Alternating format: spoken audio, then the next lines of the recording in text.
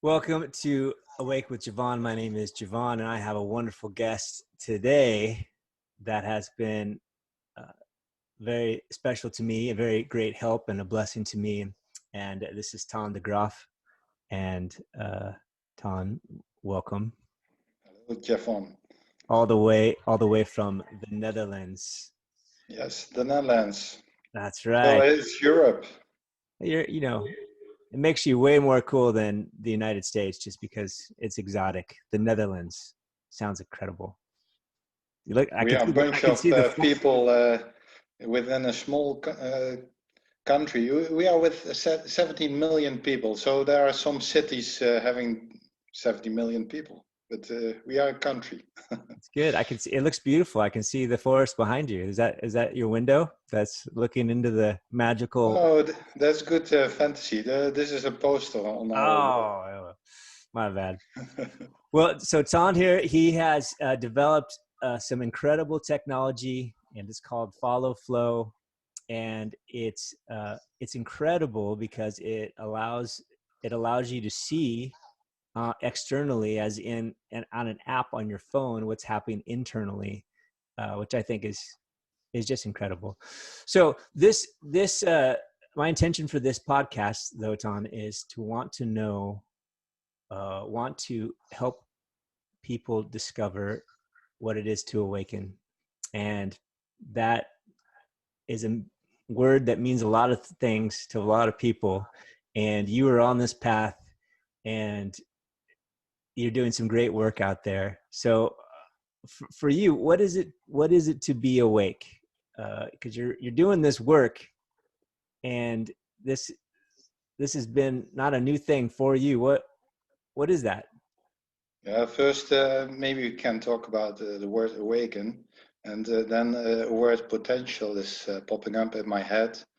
Probably most people, also listeners, will recognize when they feel really good, and they recognize that at that moment they are alive, really happy, and feel connected with all there is.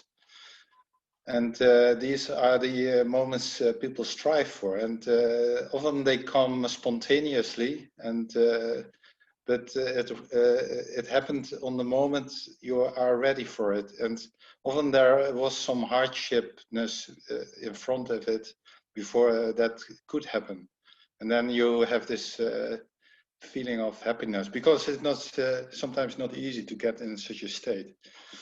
And so I have several moments in my past that I can describe being really awakened. And at that time, I was joyfully or proud or happy. But currently, I would say awaken is a moment you are really in the moment of now, connected with all. And you feel connected also with some kind of undescribed life purpose you are not recognizing on that moment, but still you recognize the feeling of that's something you were born for. And from those moments, people are striving for getting those moments. And this, Yeah, and that's what we're all pushing for, right? Why are we doing all the stuff that we're doing? Well, we're trying to get there. Whatever you're going to call it, that sounds like what we're all trying to get to. yeah. Mm-hmm. That's great. So how did that happen for you? Was that was this an intentional pursuit, or was this an accident, or what were you? I like the books of David Hawkins. I know you know David Hawkins, and after my 40th birthday, I discovered this guy writing those books, and then you recognize those perception states. Of course, during my puberty, I had some problems in getting aligned with life I as think we all such. did in our puberty. So I had some dark period in which I could only see black and white. So all energy was out of the body and mind. And I had to do a life decision. So at that moment, I made the life decision. I really felt connected with this higher self as being a choice of life or death. And then after 2 years, then you are thinking, what happened then? So and So I pursued at that time a master in technology study, and of course, when able to measure human potential state, then you can. Technology study. So I studied electronics, and I did also master in business. Oh, And my life purpose was to find an application in which you can go for high tech technology in direction of an application which was very appealing for a big market. And so I found the heart as information source. Currently, the electronics are that developed that the sensor to buy a heart sensor. So for €100 or €50, you can buy a high-end heart sensor. So when you measure the heart frequency, you study that field, you see that the potential of life can be measured via heart frequencies. so And this is a Western or modern technology that's measuring heart frequencies, not like a meditative sensing, right? You're talking about machinery. yeah, so I'm the inventor of the flow algorithm measuring flow state.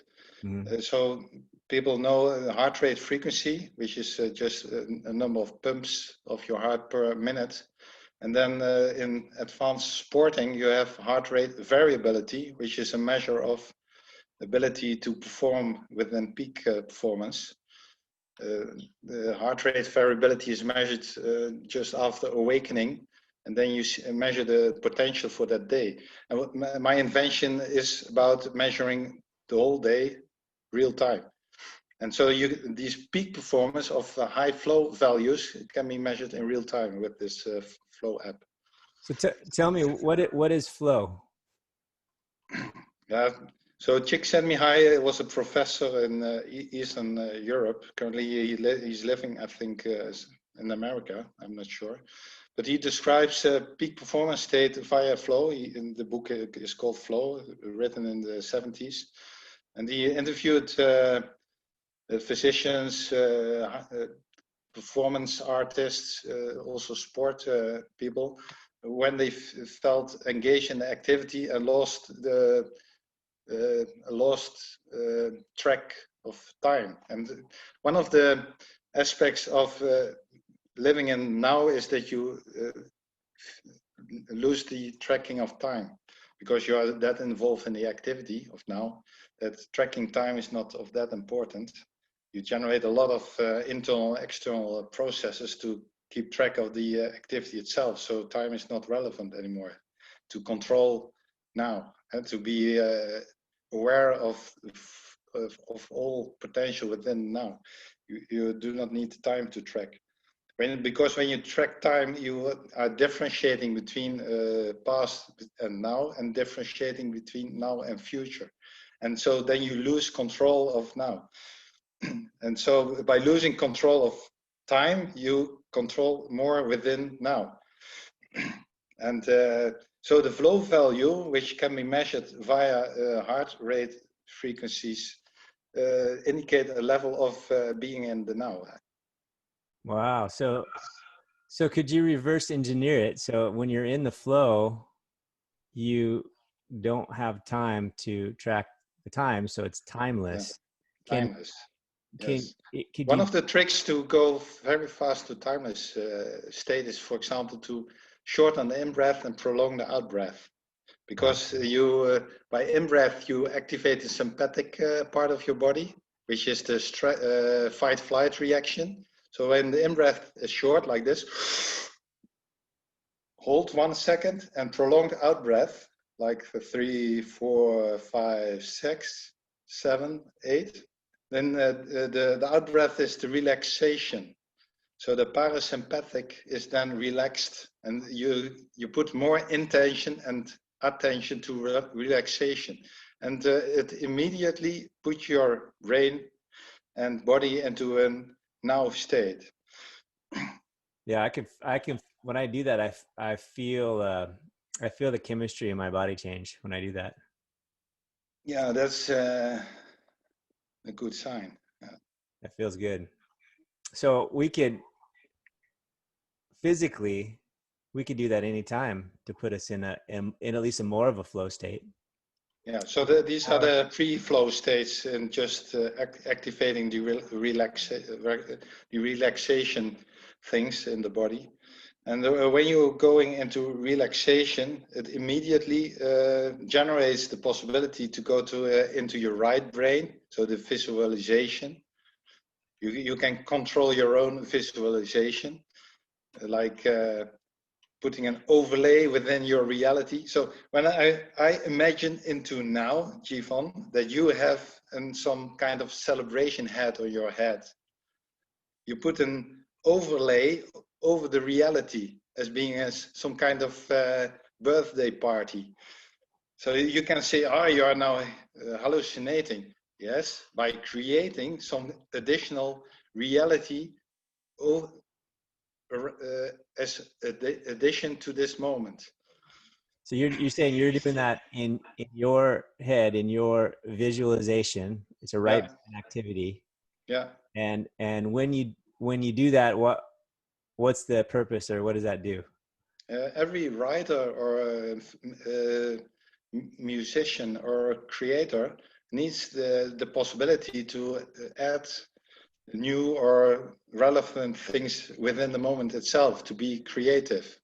And people say, oh, it's intuitive and God gave me these impulses, but you need some kind of freedom of thinking, body and mind and spirit, to generate that potential energy to get those inputs.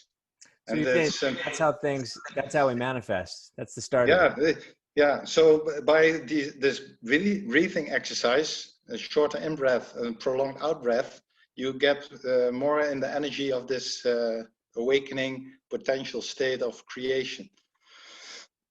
So you could say maybe a quick recipe for creating things is number one, breath, short in breath, long out breath, and then two, turn on your right brain by visualization, and then three, what would be three to make it happen? My focus going to the kinesthetics of the heart feeling. So Okay. so you go from head to heart. Because Okay. of course you can go lower, but you stay in between the head and your bottom part of your body. Uh-huh. And it's interesting, as a technician or researcher, I'm thinking every animal on this planet does have a heart, and it's the first organ which is really functional, operational without a brain. So life, strength, power is within the starting of the heart pumping. And that really initial pumping is potential energy. And somehow there's a spark of energy within the external and internal world, creating this potential energy. So when doing a shorter in-breath and prolonged out-breath, and you focus on your heart, you re-acknowledge that potential initial energy. Mm. So that visualization and the focus on your heart, those could flip flop almost. You can do the breath, which puts you more in the flow, which tends to allow more of a timeless state. And then in the heart space, you are tapped into potential, which is infinite, which could flip you into visualization that you may think come from you, but you could be just tapping into potential, right? Which is probably the case for everything that we even think is ours. And then The quality of the observer is then to select those feelings within that heart space which are expanding your life purpose. so that presupposes we know our life purpose. Yeah, so and the other, when you do not know the life purpose, you can just let go of all those feelings. So I could either select those that support my life purpose, supposing I know that, or I can just let it all go and Yeah, be. because when you just exercise the let go thing via that heart space awareness, that potential will get bigger and bigger, and the let go will remove all stressors you built up in the past. So a good thing to let go is then everything that it doesn't in that space doesn't feel great, doesn't feel peaceful, doesn't feel like you Well, want the interesting thing is when your heart space, which normal people define it as being within your body, you can make it bigger than your body. bigger. So this is your etheric body. Yeah? When you make your visualization of your heart within your body bigger than your physicality of your body, Right. you energize your etheric body as being aware of it. Mm-hmm. And of course, when you make this heart space feeling bigger, stressors within that space will get recognition as being there. It was already there, but you start to get aware of it. Mm-hmm. And by keeping that prolonged breath out, you can let go of it as being, okay, it's there. I can relax while looking at those stresses. Mm-hmm. And just while being able to breathe out longer and staying in that heart space, you can let go of all those blocking energies, because when you let go of it, all those expanding energies will stay. So basically, it allows me to be aware of those things that have been thought forms or blocked energies that have been kind of stuck on, not like it was unable to be let go, but because I wasn't allowing myself to be still, be in flow, be timeless, I didn't even have the opportunity to be aware. And the act of awareness, I can recognize. And would you call that an acceptance process, accepting it and being willing Yeah, to go? accepting it as being it is part of you of the past, because you are recognizing that stressor while breathing prolonged out and accepting it. It will get diminished due to this timeless relaxing you are doing.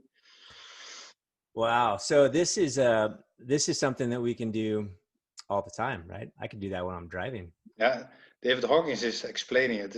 So this kind of meditation is starting to get part of your life as being, because you start to find that it is helping you just getting along with your better life.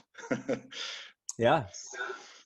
So what have you done? Tell me about your technology, because it seems like your technology works really well with what we just talked about. So this technology I can show you. Yes. So now it's green, huh? I'm not sure whether the color is Yeah, green. no. So, And the interesting part, of course, during these kind of talks in the beginning, also I felt stress, and I saw the screen was getting red. Just by talking via this process of prolonged out breath, I immediately go to this green state. So everyone, including me, recognize when they go into that stress state. Sometimes it is consciously, and then you are thinking, oh, I shouldn't do this. Or sometimes it's unconsciously, because you do not know that these kind of activities really are stressing the body and mind. yeah, you have Sometimes a heart monitor on right now? yes, I've just the best monitor there is. It's available for 45 euro worldwide. It's just a Polar H7. So What is it? Polar is a Polar. recognized company Okay. already producing it for 30 years.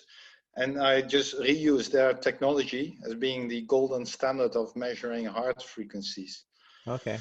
And then you just strap it on, and then you plug it into your app, and then your app tells you your heart state. Yeah, what works and what doesn't work. Yeah. So when I'm doing the right exercises and I know what to do, then you get in a blue state. So a red state means you're really in the physicality of your body, and you are generating stresses on the body.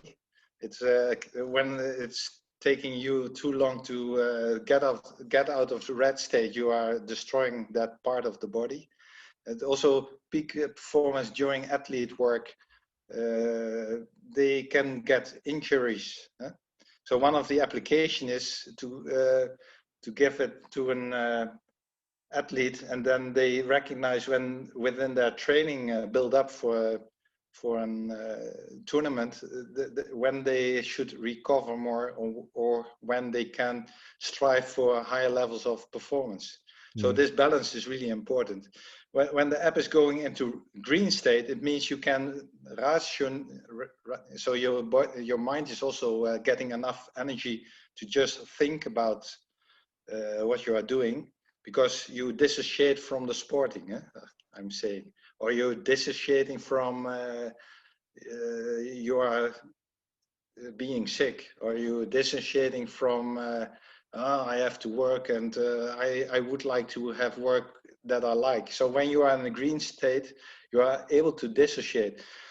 But often dissociating doesn't help, because you are separating you from the activity, and that is an additional stressor. So when you want to think inclusive, which is more a spiritual way of working, you get in a blue state. This is blue.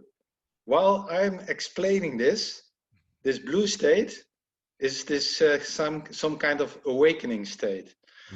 So your body and mind do generate enough potential. So the stressors are turned over into a flow state. So the resistance is getting into a resilient state. So you can adapt better to stressors, and then you have the freedom to start to be creative and to be inclusive in relation with what's around you. So you can include your stressors and still being able to adapt different scenarios to select the best one. And so if you're inclusive of the stressors, they're not stressors anymore, right? Yeah, so then you call it flow state. So, or if you say, oh, this is a resilient state, you get a lot of stress triggers, but you are that resilient that it doesn't matter for you. For example, probably you know Wim Hof method. Right. He explains when you go to, in a cold shower or in a cold bath, you train to be from resistance to cold to resilient to cold. And due to resilient to cold, you breathe better, which means you're oxidizing your body.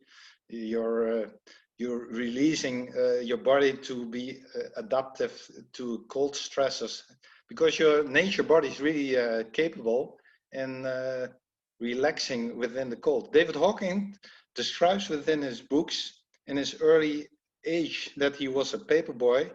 He had a track of 2 or 3 hours delivering papers, and then he went into a blizzard storm, and he already almost died at that moment. But he recognized at that possibility of going to die that this feeling was quite good, because he was able to relax. And then his dad was there, and he made the decision not to die, but to reconnect with his dad. But the feeling was great, he said. So it seems that the body and mind at the point of death generates a lot of flow, and you have still a conscious choice, it seems. And some people choose to not to continue, because we know also from level of consciousness tests that your life purpose is predefined, and when your time is not there, you're not there to die. So you have the potential just to breathe on. And the interesting thing is, when you prolong your out breath and shorten in your in breath, your potential is going up. And so you remove the body from stressors, your thinkingness is getting better. And when this potential is going up in a higher level of consciousness, your state is getting blue. And then you start to feel, oh, this life in this moment is already heaven. I do not need in heaven somewhere else. It is inclusive. And then the terms like healing starts to pop up, because people who are able to get in this blue state of spiritual life purpose driven lifestyles are really changing the world around them, because they are not blocking themselves within their life. They are helping energy next to themselves. And they have enough energy to provide spiritual guidance and help to others. And my feeling as technician, when you go to your heart space and are able to be aware in a heart space bigger than your body, within that space, people are entering, and you can remove stresses of them because you are feeling them. And when you can stay still and breathe out within that space, when stresses of other people are within your heart space, and just relax in that stillness, people will recognize your energy. And then you are healing their things. So you're actually taking on some of their stresses and dissipating it for them. Yeah, and I've been thinking that this potential energy is just described by Maxwell equations. Your heart potential energy are really electromagnetic fields going outside your body, and these electromagnetic fields of hearts are intermingling in the space and time when you are within the same space. Yeah, and, I feel that when I'm with people. Yeah, so when you on purpose can go to a more relaxed, more still space, when being with those people, you're in some way negotiating on that spiritual level with them. And it is an unspoken language. And this is not limited to time space, I would imagine. No, because I feel people all the time when I'm talking on the phone. Yeah, yeah. So this is the space which is really where people would like to be. And it is in David Hawking's language. It is described by his books. Some people can explain what their feelings are. I think it is trainable to be with people to make it for them also recognizable. And within that space of making it trainable and also accessible, that's really motivating me. So this FollowFlow app is just a demonstrator of making this possible for more than myself, for a lot of people. That makes you can become more aware faster. Yeah, I was really interested in how to relax faster in such a way that, for example, creativity and humor and resilience is available for myself. And I can now formalize it and explain how it works. Yeah. I love it. So what would you recommend? We get, well, first of all, quick in breath, long out breath. People could do that right now. That's a fantastic. So the advanced way of explaining, because people get now a gist of it, is just breathe in 2 seconds, hold 1 second at the top of full lungs. So you have 3 seconds then. So 2 seconds in, 1 hold, so it's 3. And then just breathe out. And at least 4 seconds, because 4 seconds is longer than 3 seconds. So then you have a period of 7 seconds. And so it means that you have a cycle of 7 seconds. So then you have 10 breaths per minute. So 10 breaths to change your life. Sounds like a book. And so, of course, you can say, now I'm an expert. So then you do the out breath for 10 seconds. Yeah. Oh, man. And you can only do the out breath for 10 seconds when you really start to be relaxing. Huh? Oh, that's right. Get you into flow. All right, so breathing, and then next step, we can get a heart monitor. We get the Polar H7. You said that's a good one, but any heart monitor, right?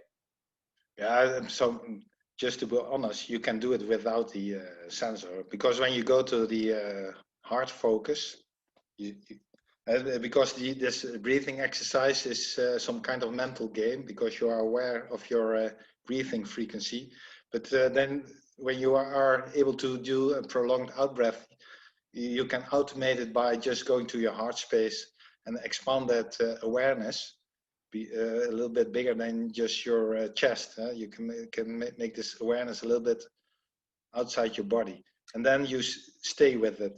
Of course, such an app can show you what works for an individual person.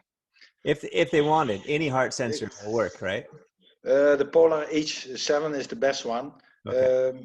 So for this specific FollowFlow app, you need a sensor which supports Bluetooth.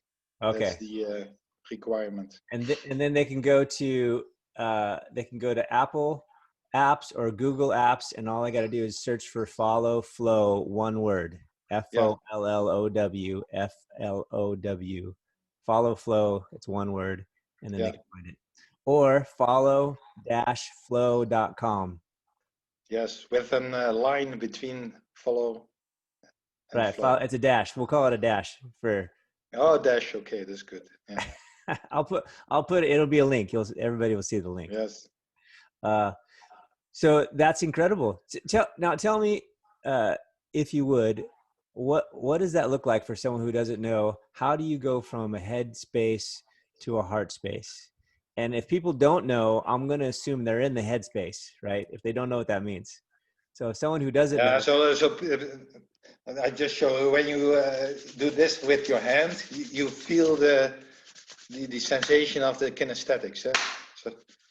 So you know where the thinking is in your head. So just to indicate an anecdote, when I did studying for electronics in the first year, we did a lot of math. So linear systems 1, linear system 2, stochastic systems theory. So this is really headspace. You go through the maths and then just make the thinking 1 + 1 is 2. This is headspace.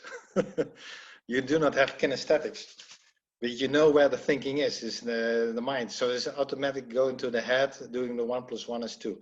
But when you go to the heart space, you're just doing the kinesthetic reviewing of your body and just finding where's your chest, and then going internally, you know where your heart is. So you recognize breathing in, you recognize breathing out, where the space is.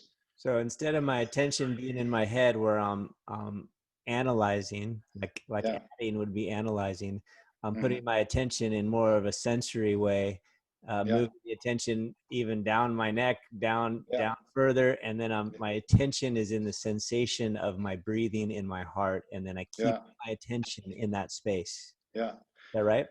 Yeah, that's right. So the risk is when you do 2 seconds in breath and 3 seconds out breath, that you start to go to your head for this counting game of 2 in, 3 out, 2 in, 3 out. But the actual breathing is in the space of your chest. So when you automate it, when you are automating this 2 in, 3 out, 2 in, 4 out, 2 in, 5 out, you start to sensory going to just the lungs, and between the lungs is your heart. This is the heart space. All emotions within your body-mind system are initialized within that heart. Your heart is knowing, this is proven within the scientific advanced studying, is every emotion is starting within your heart space. Your brain is recognizing 1, 2, 3, 4 seconds afterwards that what your heart is already having experienced. So when your sensory experience is going to this long heart space, these emotions are upfront available already in your awareness. We'll feel the right way before we'll know it. Yeah, that's how you. That's a nice way to pronounce it. Yes. Thank you. Well, thank you. And so these early stressors, while being sensory aware, will pop up, and then you can say, "Oh, I let go of this one. I let go of this one," because they are not in your head, because you just you're in this sensory. You're really upfront the crest of the wave. And okay, this one I like really emotion. Then you make a decision. I'm now in the stillness period. I let go of everything, also the nice things? Or am I in the creative state and want to progress on that good emotion for this kind of thing I'm pursuing? So you Now, can make a decision then. why would you let go of the nice things as well as the bad things? So this also, oh yeah, so when I did this math during my electronic engineering linear system 1, 2, 3, I had the awareness of my head being as big as my room I was studying in. And I thought I went crazy. I didn't like that idea of that my head was as big as my room, because I lost track of body. Mm. This And is an etheric sensation. yeah, but there was too much energy in this. I was scared at that moment, because I know I put too much energy within that analysis thing, and I should balance back to the body.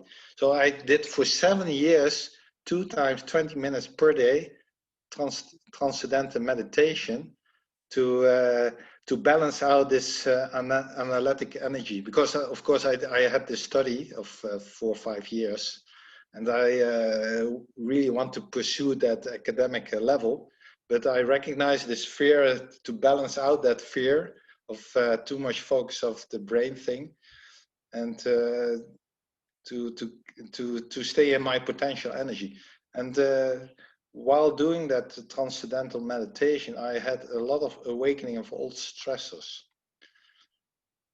And so I went every day for some minutes, getting tears in my eyes, often didn't knowing what the cause was, but the feeling was great. You felt And it after, before you knew. yeah, and after 7 years, I recognized that I could do it without the 20 minutes before the meals. You can do what? So this letting go. Okay. In the moment, I didn't need those 20 minutes of discipline anymore. So what was it that you were doing then instantly? Were you just going into that heart space No, quickly? at that time, the transcendental meditation is some kind of, so the operational explanation is, you have a mantra, you close your eyes, and every time you generate a thought form, you know Eckhart Tolle, probably, the wording Eckhart Tolle. So he's explaining energy is also a thought form. Eckhart Tolle? Eckhart Tolle, yeah. So when you are too much thinking, you have thought forms as being objects. And the heart is the subject of the thought form. So when you are thinking, you generate the objects of thinking. And when you do transcendental meditation, you have some kind of sound, mantra. And when you recognize, when you have a thought form, you just making the sound internally of the mantra. So, and that's a letting go way of letting go. So every time you are thinking, you let go. Thinking, let go. So in the end, you are in the no thinking period, and you recognize, oh, I'm not thinking. This feels great. This is interesting, yeah. Okay, and that's what you in that place. That's where the tears come from when you're in that place. Yeah. You recognize, oh, I let go, I let go, I let go, I let go, and then the tear starts to remove the stressor, because the body is letting go. So probably before that time, I didn't teared the stressor away, and it was still this old stressor that should be removed by those tears. So it was work to be done to remove those old stressors. Mm, that's wonderful. So if we could wrap this up and you can give some suggestions to people that have that So this heart space is a faster way to go to stillness. That's the trick. heart space. Yeah. You So how can you give one? when you do the short in breath, the prolonged out breath, and you do the sensory attention going to the lungs and heart, and by it you let go of the thinkingness. and you keep focusing on the heart space awareness, and by it you let go of the thinkingness. It's you recognize that you let go of the thinkingness, and then you start to get into the emotions, and via the emotions you firstly you remove all stresses because it generates the thinkingness again. So you go back to the heart space, and finally you can make this heart space bigger than your own physicality. Keep your own body and mind within that heart space, and then when you are in that possibility, you will recognize that you will be able to heal other people getting in that space. And you heal them just by staying in that heart space with them. Stillness, because you focus on that emotional stillness and you let go of the thinkingness while being in that space. And via that energy potential, because you are intermingling your heart potential into their heart potential. And then this space and time dependency is removed, because old stressors, quite old stressors can be somewhere. So abusive young children, they do not know the history. It is not in their mind. It is somewhere in the body, those kind of stressors. Right. And they are really fear-based stressors. And so some people can be really aggressive, or so some people can react in a way that is via the brain is not understandable, but via the heart, when you stay in kindness in this stillness, people will feel it because you are really for them at that time there. So that's what Jesus was doing, right? Jesus was I walking. think so. In a way, he did it. He was in a field, a very heart-centered life, and his field, that heart space, was melding with other people's. Yeah, that's the way I found it via this way of explaining. So your heart is the start of your life. Brains were not necessary to generate that life. Brain is secondary. So when you stay in that heart space, that electromagnetic field, which is connected with all that there is, where you can stay in that full potential of relaxation, you will influence people. They feel it. And that feeling is really great for everyone. So it's really addictive. And so while just staying in that relaxation, that's a purpose on itself. It's not easy. That's wonderful. I know that the brain is tempting to lure you out. Yeah, that's what we call ego, because then you're saying, oh, I'm doing this. You're not doing this. Your heart is doing this. It's a functional, operational organ, which just connecting with all life there is. Yeah. And that potential is just a present, a gift, and everyone should be able to go in that space. And the interesting thing is, because you are able to do it, those great thinkingness will happen. But when you are not attached to it, but just can look at it as being, oh, maybe this is a nice thing to go for, like being nice or not nice, depends on the context. Mm-hmm. Sometimes you have to be not nice, but it delivers value. So, but it's not easy to be that awakened to make the right decision. Sometimes it's a learning guide. Mm-hmm. What they often also say, when you are born on this world, you are not ready to not be born on this world. So there's work to do. This is true. There is work to do. Well, Tom, thank you so very much for sharing your heart space with us and with me personally. I think the really high value things in this world are always happening in heart space. Mm-hmm. And there's a body, mind, spirit, and a heart space is some kind of bridge between body and spirit. Indeed. And we need, of course, all three. Yeah? That's You right. cannot think I'm spirit. You cannot lose your body. So the trick is to keep your body and mind within that spirit heart awareness. Body, mind, spirit complex. Yeah, That's us. that's us. Then you are thinking, this could be oneness. This could be, yeah. Where is this going? Huh? Yeah. In this. So I think there also in 2020 there's a lot of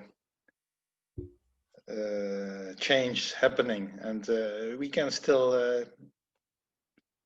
and we are able to make a positive change. And so I would like to contribute to this positive change. Well, I think you're doing it. All right, Tom, the Graff, creator of the FollowFlow app. Again, you can get FollowFlow, one word, app on Apple and Google stores. You can find him more information at www.follow-flow.com. I'll put the links in there.